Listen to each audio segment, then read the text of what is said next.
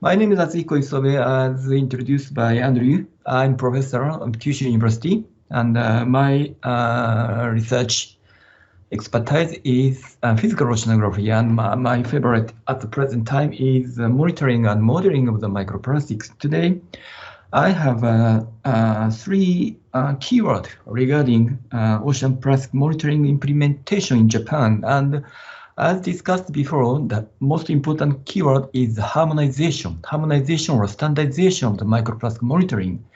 And today my topic is especially for the harmonization of microplastic monitoring and database implementation in Japan. So as I said, I have three keywords. One is data set of microplastic worldwide, and the second is operational monitoring of ocean plastic by Ministry of Environment Japan, MOEG hereinafter. And third is a collaboration with Southeast Asian researcher mainly at the present time mainly in Thailand. And I appreciate this opportunity to present our effort, and hopefully we have a future collaboration with the audience of this workshop. Please next. Okay, you deeply understand the situation that the monitoring methods of ocean microplastic were not well harmonized 10 years before, using different protocols for sampling and different metrics or units to measure the abundance of microplastics. So it was very, very difficult to compare and synthesize the abundance data obtained by different researchers and different universities and different organizations. Okay, please next. Okay, thank you.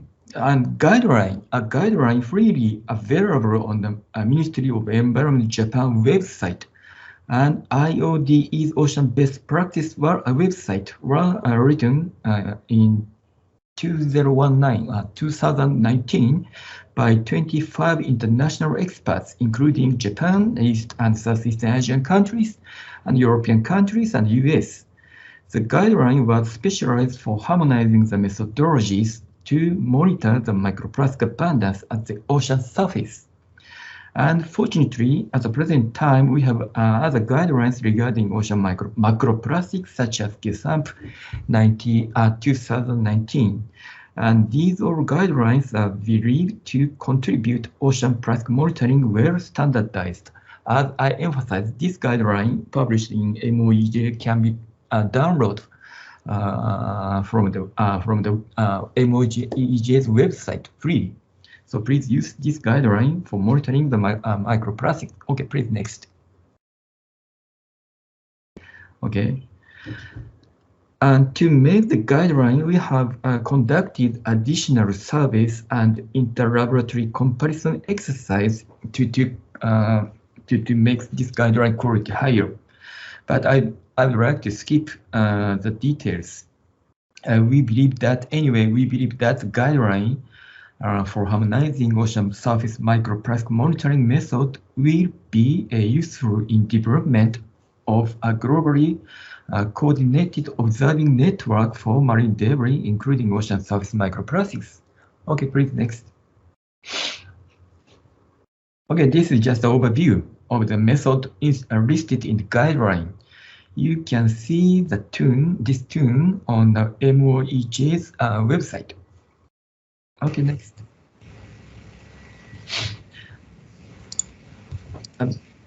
Based on the guideline, MOEG started the monitoring data sharing project, and this project was motivated by the G20 workshop on harmonized monitoring and data comparison marine plastic litter in September 2020.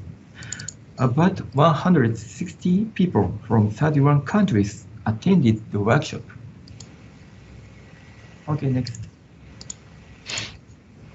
Okay. Endorsed by the Ocean Decade, MOEG is running a project on the development of the database on ocean surface microplastics, which will have advantage As shown in this slide, for example, that collecting monitoring data on the global scale and distinguish scientifically harmonized data and visualize global distribution as a two-dimensional map.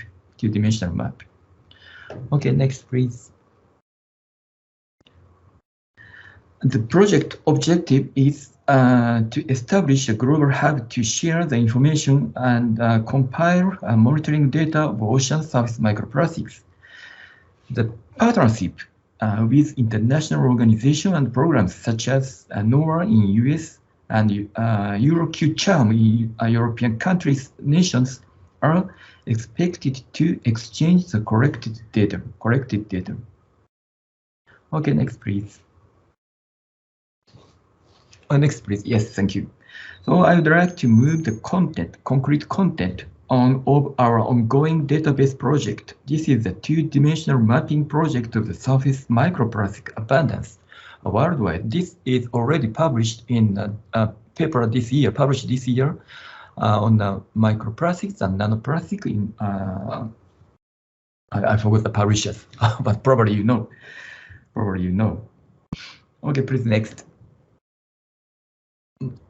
Yeah. At the present time, more than 8,000 data exist as shown in the left panel for the surface microplastic abundance, but are still insufficient to cover the entire world ocean, especially in the southern hemisphere, including Southeast Asian seas. In our research project, the data were converted to vertically integrated abundance in the entire water column to remove the influence of the vertical mixing induced by the wind and waves under the stormy oceanic condition as shown in the upper right panel. Moreover, as shown in the lower right panel, the data were converted to the data of the particular count are converted to weight to compare with laboratory-based studies on marine organisms exposed to small plastic beads. Okay, next slide, please. Yeah, and thereafter, these data for microplastic abundance were gridded over the entire ocean to be understandable for users, including researchers, decision makers, and citizens and NPOs. So using the long-term averaged wind and wave monthly, we are able to reproduce the monthly distribution of microplastic abundance, as shown in the lower right panel. In the original slide, this was a movie, but that did not work at the present time, so I'm very sorry. So these data are now opened publicly as supplementary information data of the published paper. So I mean that you are all use this gridded data set and use original data set freely by downloading this data from the published paper on the publisher's website. Yeah. Okay, next, please. And we have a plan to open the dataset on the internet by Ministry of Environment Japan as the microplastic database friendly for diverse stakeholders, including the policymakers and NPOs, as well as the researchers. This website will be established by the end of the next year. We expect it to establish this website by the end of the next year. So I ask you to please use this website to download the microplastic data set over the world oceans. But of course, we have to increase the data, especially in the Southeast Asian countries and the southern hemispheres. As you can see in the lower right panel, that we are still areas without data set, as shown in the white areas. So the collaboration with the Southeast Asian researchers to collect the microplastic data set is of primary importance for us. Okay, next, please. And yes, thank you. So let me briefly touch on surveys on the marine litter organized by the MOEJ. MOEJ, so Ministry of Environment Japan, Ministry of Environment Japan has organized surveys on the marine litter on beaches in the coastal waters and around Japan and the Western North Pacific Oceans. Okay, please next. Yeah. For example, the surveys for approximately, for example, the microplastic surveys for approximately 100 sites per year using 5 vessels have been conducted to collect the microplastic in offshore waters with the cooperation of 4 universities in Japan since 2014. The surveys were conducted in line with the guideline mentioned at the first at the beginning of this presentation, and data were all included in the database. Okay, next please. This is the final slide. Okay, next please. Okay, thank you very much. This is the final one. So based on the harmonized monitoring protocols of ocean plastics, we are expecting to expand our research cooperation with Southeast Asian countries. One of them is SATREX. The SATREX is the name of the research fund supported by the Japan International Cooperation Agency and Japan Science and Technology Agency. And this SATREX project with Thailand researcher is now ongoing. In this project, we are thinking of collaboration regarding the material flow analysis on plastics, and monitoring and quantifying the beach plastic litter using the drone and deep learning, as shown in the upper right, and numerical modeling of ocean plastics for the prediction of the current and future situations. So again, we do hope the future collaboration with the audience in the Southeast, especially in the Southeast Asian countries and UK, of this attending of these workshops. Thank you very much. Thank you very much.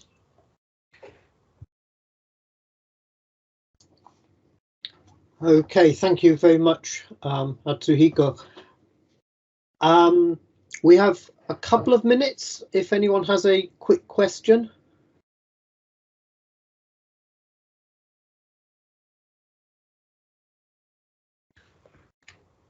Moritz.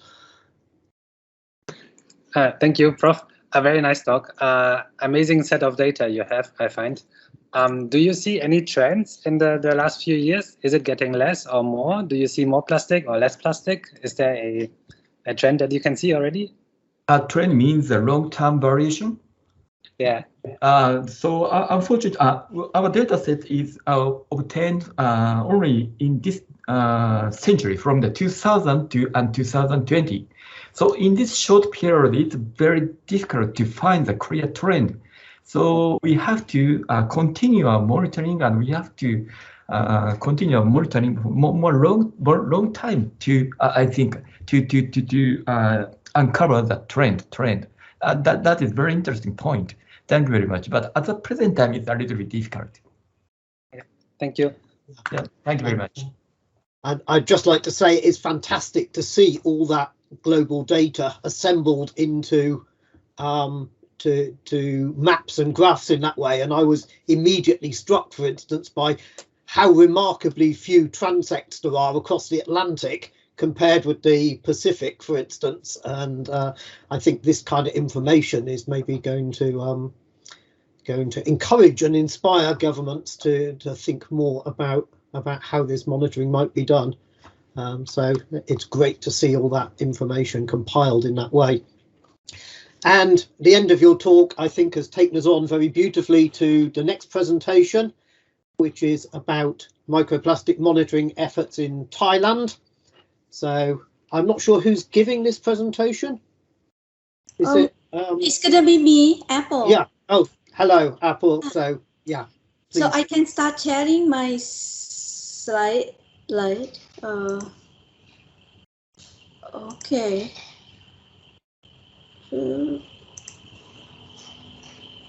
Can you all see my slide? Yes, we can. Thank you. Okay. So Good morning and good afternoon, everyone. Today, I would like to share with you about a marine plastic waste study in Thailand, example of innovations and technology for management. So actually, my title is a little bit changed since we have a bigger project, and I would like to share with you on that. So I will not talk about only microplastic, but in a bigger pictures as a whole, how do we expect from this, and this could help in a better management. So, we have to say that we are living in a plastic age now, right? Because plastic are around us, and this means that plastic are very useful, but because we didn't do a good job in management of the plastic waste, and that why make a plastic become a bad boy, and also make a Southeast Asia country become a plastic gang too. So as you can see here, actually 2 years ago, because of the COVID, countries in Southeast Asia were trying very hard to reduce a plastic waste. But as you can see that COVID-19 had set a clock of plastic because the human were care more about over safety than the environment, right? So 15% of the consumption increased, maybe because we have to work from home, stay from home, and consequently 15% of plastic waste from the food delivery increased. And this is an example. You can see that I just ordered, sorry, I don't know why the slide keep changing. One meal that order the food at home, or just a plastic container. So the data from Thailand this year, after we have a third wave of the COVID, you can see that 15% more plastic waste, 6,300 tons of the garbage increased daily, including up to 2 million face masks. But for the business point of view, 200 growth of food delivery business. However, if we look closely, each food order produce at least 7 items of the plastic waste. So it's a lot. So this is an example of the data we collected along the famous beaches in the eastern part of Thailand. More than 60% of the beach debris we collected were made of the plastic, and there was a difference of the debris compositions between wet and dry seasons. And if those debris end up into the oceans and into the coral reef area, we usually will see like these pictures. So related to the microplastic monitoring in Thailand, Department of Marine and Coastal Resources of Thailand have been monitoring a microplastic both along the shorelines, in the oceans, in the sediment, in different areas, both in the Gulf of Thailand and also in the Andaman Seas. So they have quite a very good data in the past a couple years, because that one of their job is to monitoring the microplastics in the Andaman and in the Gulf of Thailand. So for the university itself, like my university, usually we do more looking at the microplastic in the animal and how those microplastics would affect the physiologies of those animals. So this is one of the data showing the accumulation of microplastics in corals. As we can see here, is that even coral have very small polyp. Microplastic can be found inside of their bodies. So next, I would like to share with you on some of the international projects that Chulalongkorn University have been working together with other international organizations and universities in dealing with the microplastic and marine debris by emphasizing the innovations and technologies. And as Professor Isobe Sensei just mentioned earlier, with the Isobe Sensei team, we now having a project called Formations of a Center of Excellence for Marine Plastic Pollution Study in Southeast Asia. So we plan to collect the data, not just only the microplastic, but also plastic waste, and hope that the data we receive from this project will help to estimate the plastic waste flow in the land area and further management and action plan. These projects, as you can see, that it involves several universities, both in Thailand and Japan, and the government sector. And also international government sector like IOC Westpac or FAO. So in this project, we try to cover all of the area, including the biology, chemistry, physics, and also social community engagement. Because we know that even though we have a lot of data, but if we're not having a social or community engagement, the goal to reduce those plastic waste would not be possible. So in addition to these projects, we use the drone to survey the marine debris along the shoreline by using the cell phone for controlling and tracking the waste. And in Thailand, the plastic waste in the ocean not only come from the river, but they are also from the shore on the land through the people activities and through the dumping site. So hopefully having this new technology for survey will give us more information. The other project is in collaborations between the Ocean Cleanup from Netherlands together with the Department of Marine and Coastal Resources and Chulalongkorn University. So in this project, several technologies are applied to monitor the plastic waste through the major river and river mouths in Thailand. As we know that majorities of the plastic waste ending up into the ocean are from rivers, right? So in order to be able to have an effective and efficient management of the marine plastic waste in the ocean is to be able to know how much of the waste really get into the oceans. And this work includes quantify and qualify the roles of the point source and the dumping site in microplastic emission to the Chao Phraya River. In addition, we also investigate the pathway of the microplastic debris through the Chao Phraya River using the GPS tracker. And then we also quantify and qualify the microplastic flux on the water surface in the Chao Phraya River into the Gulf of Thailand. So the other projects that Chulalongkorn University has in a part of a bigger projects on the risk and solutions of the marine plastic in Southeast Asia, funding by the National Environment Research Council of UK. And for this project, we have Professor Brandon from the University of Exeter and Professor Suraj from the National University of Singapore as a reader. And these are the members of the projects from 9 universities and organizations. And as we can see here, this is a scope plan of the project. So work in this project include looking at both marine plastic and microplastic degradation and translocations, looking on how the microplastic and marine plastic impact to the keys of fauna and ecosystem service, and how we can mitigate and have interventions on this. Now I would like to share with you a bit on how Thailand has a plan for plastic waste management. Since right now we have, we rank number 6 of the world, so the government desperately are trying very hard to, make us go a little bit lower than the number 6. So we had a plan until 2030, so 10 years from now. So the main point are first to reduce the single-use plastic and replace with the environmental friendly products. And the second is have a plastic waste into the circular economy. And this is the example of the roadmaps in reducing 7 kinds of single-use plastics. 2 years ago, we stopped using the capsules, not allow using the microbeads, and also degradable plastic. Next year, hopefully, we will stop not allowed to use the foam food container, no plastic bag less than 36 micron thick.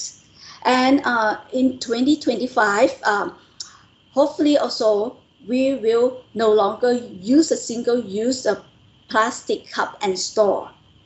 So these are the plan. Moreover, in Thailand, we also create what we call a Biocircular Green Economy, or BCGs. So these BCGs is based on the philosophy of sufficient economy. 3 key economy are combined. bioeconomy, circular economies, and green economy. So it's hope to provide the guidance and integrate all sectors in all dimensions, including the behavior change, mindset change, and innovation for resource protections. So last, as you all know, that in Southeast Asia, we cannot work alone for these marine plastic problems. So it is good now that the government in each country in Southeast Asia have expressed their strong commitment to tackle these growing environmental issues like marine debris. So hope that this government commitment will give a scientist like us to be able to do more work, more research with the funding on these issues, plastic waste, and also the microplastic. Thank you very much.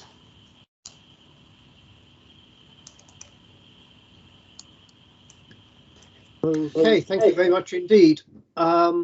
We have a couple of minutes since everyone's keeping so beautifully to time.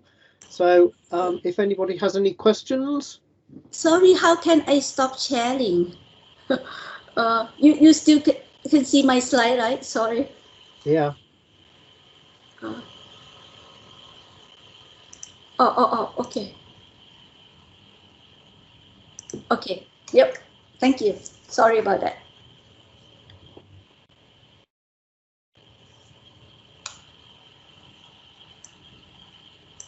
I think Yen has a question. Yeah. Oh, Yen. Sorry. Yes. Hello.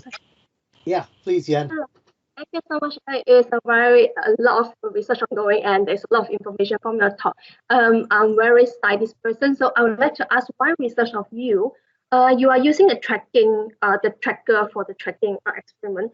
I would like to know, do you found that some of the plastic actually sinking instead of export to the sea? Very good questions. Yes, actually, it's as we know that there are several types of plastic. Yeah, some can be sink, some can be frozen, and not just only the macro one, the micro one also. Is this a significant amount of them which is sinking rather than export? Are there a lot? Are there a lot of the? I mean, when you're tracking it, a lot of them are exporting, or are they a lot of sinking down? Which one is a major? Also, very good question. For the tracking, we just start for the ocean cleanup projects. So we still, in the process of collecting the data, but hopefully we will be able to share with you later, maybe next year or something like that. All right, thank you so much. And also get into the bottom. Thank you so much. And I think Umberto has a quick question as well.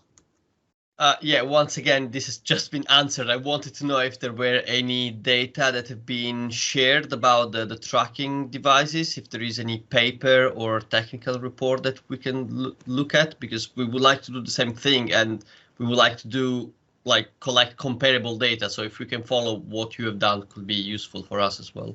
Oh, well, thank you for the questions. For this project with the ocean cleanup, the tracking in the river, and for the projects under the UK trackings in the ocean, we just start, so we haven't really published the paper yet. But definitely, once we can be able to collect the data, we would like to share with you too.